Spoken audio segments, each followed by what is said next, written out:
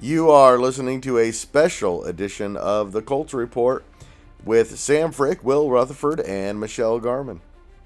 Their reaction to the Colts' excruciating overtime loss in Kansas City on Sunday.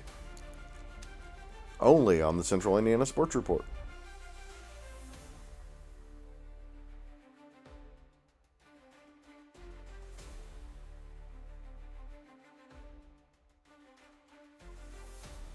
Welcome back, Colts fans, to the Central Indiana Sports Report for a miserable edition of the Colts Report, joined by our Colts guys, Will Rutherford and Sam Frick, and Michelle Garmon of the Tipton Tribune and Elwood Call Leader. Will and I will talk more about this in his reaction to the NFL weekend on Strictly Bias, but we're here to get our quick and, again, miserable reaction to a 23-20 loss to the Kansas City Chiefs in overtime. And Will, the Colts have lost 3 games now, and this is the second one they've given away. It baffling to me. Some of the decisions down the stretch, I think they looked really lost in that fourth quarter. They looked like they had no answer for anything Kansas City did, both offensively and defensively. I think that there were some extraneous, I'm looking for the word, situations that occurred during the game that may have negated some of the impact the Colts had. The catch that they had to keep the drive going, that he did not at any point actually catch the ball, but it never hit the ground. That's one of those plays, and it's just like that's Arrowhead. You're right. That's like voodoo magic of Arrowhead, that he comes down with that ball, and they just let this one go. And it's disappointing because all of a sudden the division's just absolutely heating up. They're going to continue to play tough teams on the road. And Daniel Jones looked horrible in that fourth quarter. He looked amazing for the first 3 quarters. He looked like the guy who was an MVP candidate for about 3 quarters. And I'm not going to blame Daniel Jones for this. The coaching, there was no imagination on offense or defense in the fourth quarter. It was like they shut down and said, hey, let's not give up this lead. And there was zero imagination or different that might fool anybody. When you look back at this game, it looked like the Colts were playing not to lose in this game. Because when you look at Daniel Jones, he was 16 for 20 in the first half, only 3 and 11 after that. The run game never got anything going. It wasn't like the Colts made that many mistakes in general. When you look at the stats, it was just as simple as we just gave away the game in the end. But I will say this, I will give credit to 2 guys that did play well in a losing effort. Zaire Franklin and then Jermaine Pratt both played really well up front for the Colts in this game. The Chiefs didn't look that great either, but at the end of the day, is we allowed the Chiefs to get in those key field positions, right, to allow Harrison Butker to go 5 for 5 in field goals. And that was the difference in the ball game right there. Was even though we didn't give up that many scoring opportunities, we allowed the Chiefs to get points and chip in that lead each and every time. And you just saw over time, I think the Colts' lack of creative play calling really hurt the Colts down the stretch. May I ask where you thought Franklin and Pratt were good? I was going to say, when they don't block you, it's easy to have double-digit tackles. I shouldn't say good. I don't know if good's the right word to use, but I thought of the Colts today, I thought they had some good moments. They definitely both had times making some big plays, but Kansas City decided that they didn't even really need to block the Colts linebackers. They're bad. Well, anyway. I'm glad that a miscommunication on third down between Kenny Moore and Zaire Franklin that allowed Kansas City to get into field goal range there on the Rashee Rice reception. Our linebacking core in terms of their pass coverage ability is got to be a bottom 3 unit in the league. They are absolutely atrocious. And to be quite frank with you, Mooney Ward and Sauce Gardner looked really bad today too in the second half. They got absolutely torched all over the field. They played great in the first half. I thought they did a really good job of making it difficult to complete passes. There in that fourth quarter, neither one of them looked good. I thought they looked lazy in their pursuit of tackles. And it's a little concerning. One area I would also like to talk about is Sauce Gardner's inability to make a tackle fundamentally is going to be a huge issue on the edge. The face mask penalty that would have automatic first down through a 15-yard penalty, they would have forced the Chiefs to be 3rd and 10 in that drive, potentially have to punt. He is not able to fundamentally make a tackle. He ends up wrapping the guy over, grabs the face mask. Like, that's just little details there that I saw with him that are over his concerning, career, to he's say been the a good least. tackler, Will. Over his career, he's been a good tackler. I saw it was multiple times I saw today. His inability, he tackled high, he was tackling at the head, he got driven back, and I don't want to harp on him. I get it's the second game he's played in this system, but like the tackling, things like that, those are plays that you look back on and say, well, the difference between 1st and 10 and 3rd and 10 are huge there on that drive, and it comes down to not having fundamentally sound tackling. Agreed. Poor tackling and then poor man coverage. Big differences right there. I'm not a big Zaire Franklin fan. I think he thinks he's better than what he actually is and performs well. And yeah, he may have had some good tackles, but I always look at it this way. If an opposing running back runs for over 100 yards, then your middle linebackers have not had a great game, especially when those yards are coming up the middle. Then your middle linebackers aren't doing their jobs very well. I'm really disappointed. Why did the Colts only get Jonathan Taylor 16 touches on handoffs and then only threw to him twice? He is your very best offensive weapon. He is your very best player.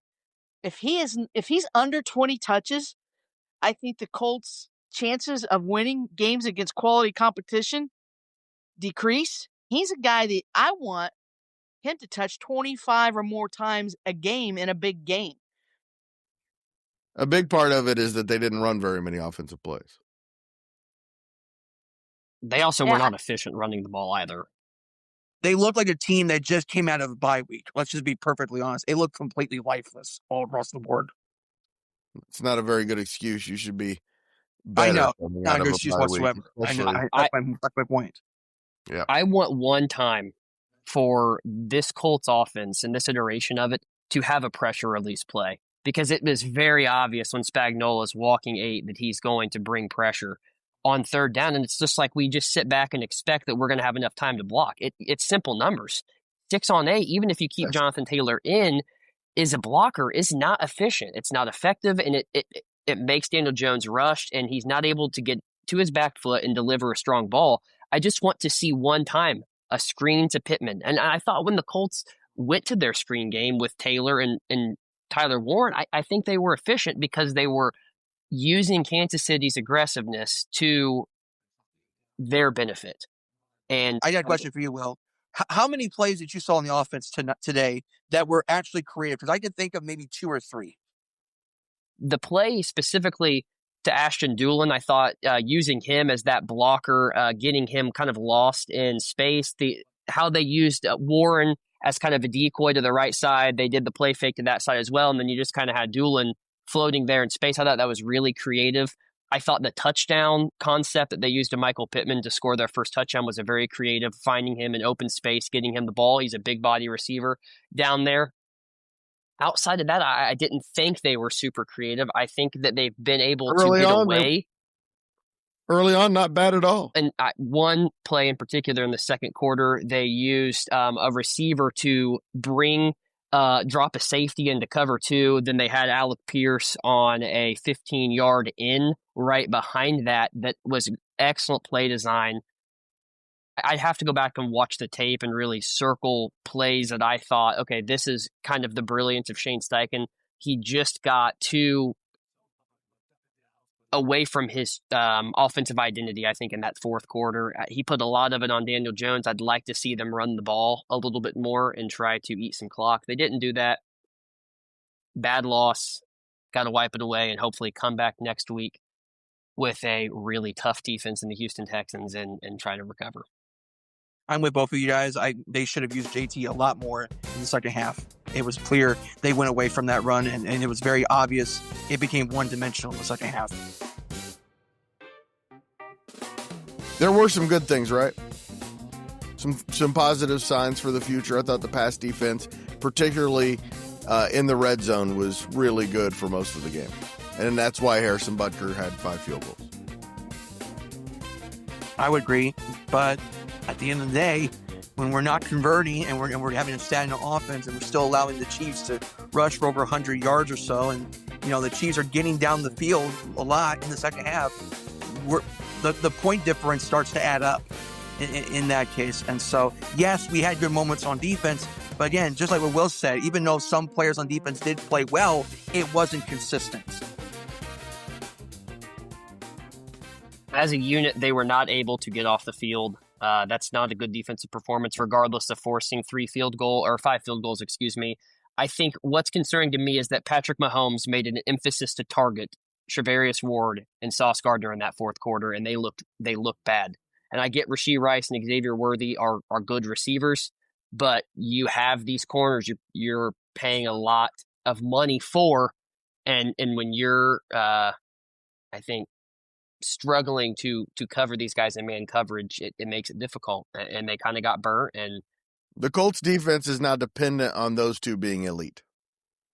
Absolutely. And I don't think the front four did a great job of getting to Mahomes in timely situations. I think that at times they showed good spurts, but over the course of the game, I think they got tired. They were on the field a lot, and they just were not able to get to him when it mattered. It's a difficult game. It's one of those that you're going to circle back and say we really had a chance to could take control of the division with 4 big divisional matchups coming up, and you weren't able to get the job done. And suddenly home field advantage seems like a pipe dream, right? Yeah, yep. I mean, I wouldn't go that far just yet, but it certainly takes a huge dent on our chances. Man, if you'd have to run the table probably to get home field advantage, and exactly. I don't see that. I think that right now the division is not looking great. Oh, I disagree with that. I completely disagree with that. I saw a really good team out there. Division, we still have a chance, but in terms of home field advantage and the seeding wise, it definitely took a hit. It was one you really couldn't afford to give away, and they just gave it away. Much worse than giving away the loss to the Rams. I think that the concerns we had, the weaknesses that we thought the Colts had, were prevalent today. The linebacking core is not a strength. The entire defensive front. The whole defensive front. I really think, too, they do miss DeForest Buckner in that. I do think they really miss him in the middle. So without him, it weakens it even worse. It puts a lot of pressure on the defensive secondary. And with that, so you can have more time of possession. Again, I'm just going to stress this. Steichen has been very good, and Jones has been very good. But when Jonathan Taylor ends up only touching the ball 17 or 18 times in a game that is close, that is criminal. I think as a head coach and an offensive staff, you got to take a look at yourselves and say, why did we not put the ball in the hands of our best player more often? The Colts everybody pushes him for MVP, and I do think he's deserving of being in that race, but 17 touches, MVPs get the ball more than 17 times a game. And they didn't get the ball to Tyler Warren enough either, and a couple of times they tried to really force it to him, and it didn't work. And again, and when I mean creativity, I'm not talking like trick plays. I'm talking about the Quentin Nelson pulling to spring Jonathan Taylor for 20 yards on that play. That kind of creativity that you just have the defense off balance a little bit. That was a beautiful play that we forgot, Will, that was a big one early on. Texans at home.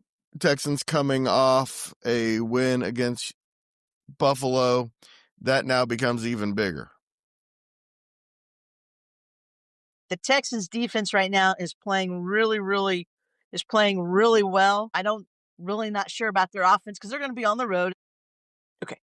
But if the Colts can get the crowd into it, it will help them make a little noise and everything. But like I said, the Texans defense right now is starting to play very well, and when you watch them, they're a team that's having a lot of fun. So it's important for the Colts to regroup and move forward.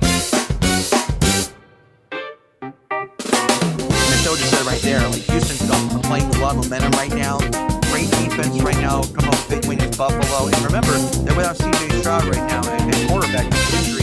They've been playing, I believe, Davis Mills, who's their backup, and he had some moments in that game. But if our Colts defense doesn't get stops like we saw today, we struggle to get off the field in that game, and if we don't get Jonathan Taylor involved offensively, we're going to be right back in here. We talked about the same reasons why the Colts didn't get the job done. So this is an opportunity for us to regroup, reset, get our offense back back going, and get JT more involved in our next game. But we need Jonathan Taylor for us to have an opportunity to not only win the division, but also to make a run in the playoffs. It's a really stingy defense. I don't like the matchup, to be honest with you. I don't like where the Colts are at right now. I saw a lot of areas of concern, and I don't think that defensive line is going to suddenly let up for Houston. I think the Colts offensive line has their hands full. I don't think I'd pick the Colts to win this game right now. Colts are going to win that game, guys. Settle down. Thanks so much for your time, guys. Really appreciate it. Will, Sam, Michelle, always fun having you. It would be more fun if we were talking about a win, and we really should be. That's the bummer of it. You lose to the Steelers and you get blown out, and you kind of come on here and go, yeah, that was bound to happen. But this is one that they had. They had a 11-point lead in the fourth quarter, guys. Maybe we'll call offensive pass interference again on a legal football play. I'm not a fan of criticizing officials because that's not what cost them the game. But, man, they were not good today, that's for sure. Thanks for listening, everyone. Always appreciate it. Please do us a huge favor. Share this podcast with a Colts fan in your life and help spread the word that the Central Indiana Sports Report is out here talking about what Central Indiana sports fans are talking about. Thanks again, guys. Happy Thanksgiving. Happy Turkey Day. Happy Turkey. We'll be back probably Wednesday or I think probably Thursday with a Colts report and a preview later in the week of the Texans game. The Central Indiana Sports Report is a product of ITG Media, and I love you, Susie. Thanks again, guys. That was fun. Join us Wednesday for the Colts report. The Central Indiana Sports Report is a product of ITG Media, and I love Susie.